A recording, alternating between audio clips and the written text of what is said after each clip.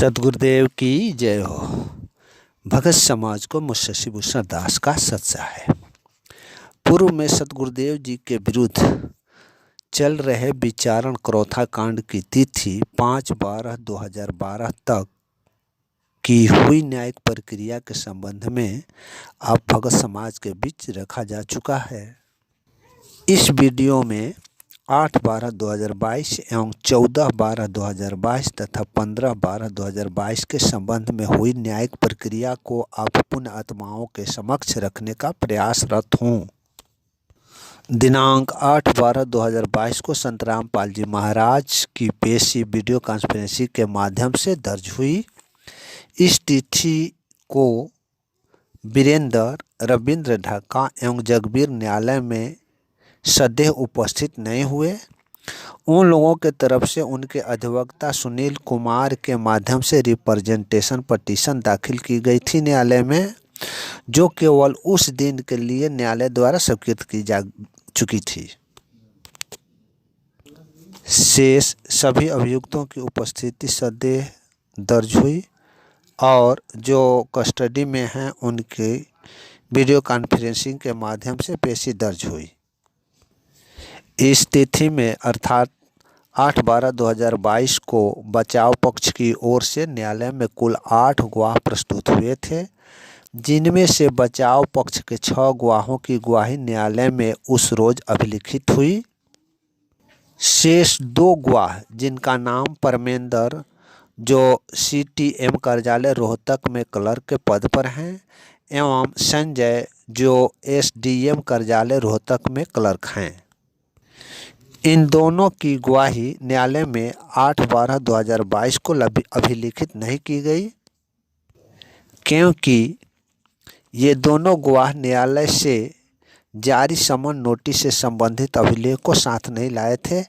इसलिए इन दोनों गवाहों का बचाव पक्ष की ओर से गवाही नहीं हो सकी। न्यायालय ने इन दोनों गवाहों को बाउंड डाउन करते हुए दिनांक 14/12/2022 को न्यायालय के समक्ष गवाही हेतु सुसंगत अभिलेखों के साथ उपस्थित रहने के लिए निर्देशित करते हुए आदेश पारित किया। न्यायालय ने उक्त गवाहों के साथ साथ अन्य गवाहों को भी निर्धारित तिथि 14/12/2022 को प्रस्तुत होने के लिए न्याय हित में बचाव पक्ष को अवसर प्रदान किया। बचाव पक्ष दिनांक 14/12/2022 को अपने गवाहों को अपने स्वयं के जोखिम एवं दायित्व पर प्रस्तुत करें। इस प्रकार माननीय अपर जिला व सत्र न्यायाधीश श्री राकेश सिंह जी ने दिनांक 8/12/2022 के बाद अवसर देते हुए केस में दिनांक 14/12/2022 को तिथि निर्धारित की तथा समय बीतने के साथ निर्धारित तिथि 14/12/2022 भी आया। इस तिथि पर जो भी न्यायिक प्रक्रिया हुई वह यह है कि इस तिथि पर कुल 4 बचाव पक्ष का गवाहान उपस्थित हुए, उनकी गवाही अभिलिखित की गई। इस तिथि पर भी गुरु जी का वीडियो कॉन्फ्रेंसिंग के माध्यम से पेशी दर्ज हुई। इस तिथि अर्थात 14/12/2022 को 4 बचाव पक्ष की ओर से गवाहों की गवाही होने के साथ बचाव पक्ष के ओर से कुल 10 गवाह प्रस्तुत हो चुके हैं, जिनकी गवाही अभिलिखित की जा चुकी है। बचाव पक्ष की ओर से जो भी गवाहों की गवाही अभिलिखित कराई जा रही है वह कितना गुरु जी के विरुद्ध लगे आरोप को खंडित करता है या आरोप को और मजबूती प्रदान करता है, ये तो फैसला डिलीवर होने के बाद ही वास्तविक जानकारी दी जा सकेगी। मगर ये भी सच है कि बचाव पक्ष के ओर से जितनी अधिक मौखिक गवाही दी जाती है वह उतना ही बचाव के विपरीत जाता है, क्योंकि बचाव पक्ष के ओर से जो भी एविडेंस मौखिक दी जाती है और उसका प्रति परीक्षण में भूल से भी एक गलती बयान कर देता है तो वह आरोपी के विपरीत ही चला जाता है। इसलिए बचाव पक्ष में वहीं ठोस गवाह प्रस्तुत करना उत्तम होता है जो डॉक्यूमेंट्री एविडेंस हो।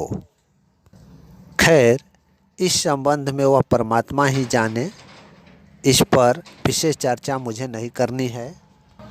इस कांड में दिनांक 14/12/2022 को 4 बचाव पक्ष के गवाहों की गवाही होने के बाद माननीय न्यायाधीश महोदय ने बचाव पक्ष को गवाहों को प्रस्तुत करने हेतु न्याय हित में अवसर देते हुए दिनांक 15/12/2022 को तिथि निर्धारित किया तथा निर्देशित किया कि बचाव पक्ष का गवाह अपने स्वयं के जोखिम एवं दायित्वों पर न्यायालय में प्रस्तुत हो।